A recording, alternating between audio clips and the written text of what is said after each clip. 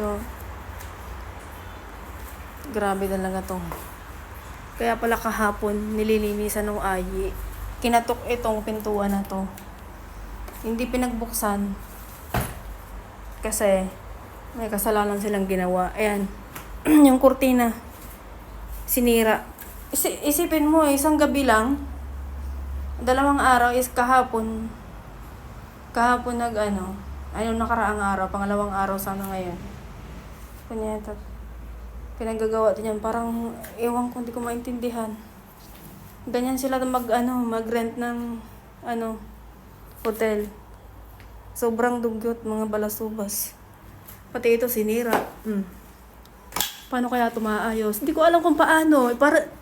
Matutulog lang naman sila. Di ko alam kung ilang katao dito natulog. Kasi naririnig ko dito sa gawa ng malapit lang to sa kwarto ko. Kung makakatok kumakalabog talaga yung pinto. Ayaw pagbuksan. Kaya pala kasi may mga gawang kasalanan. Wala, hindi ko alam kung paano ko to ikakabit.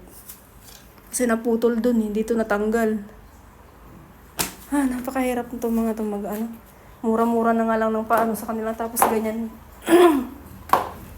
Mga balasubas, mga dugyot na hindi ko alam kung mga taga saan tong mga to. Taga bundok ata. Nakakainis minsan pag ako maglilinis, ganyan nakakapang-init ng ulo. Pero wala tayong magawa kundi ganyan talaga, tanggapin na lang. Kung nakita ko kagad to, pina-chargean ko sa kanila. Ang hirap-hirap niya na ikabit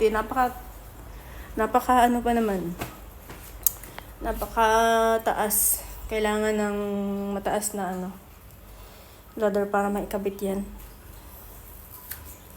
Yung hagdanan pa naman, kung walang isang katao, hindi ako pwede umakyat. Delikado. Malalaglag ako. Ang hirap ng mga to paano.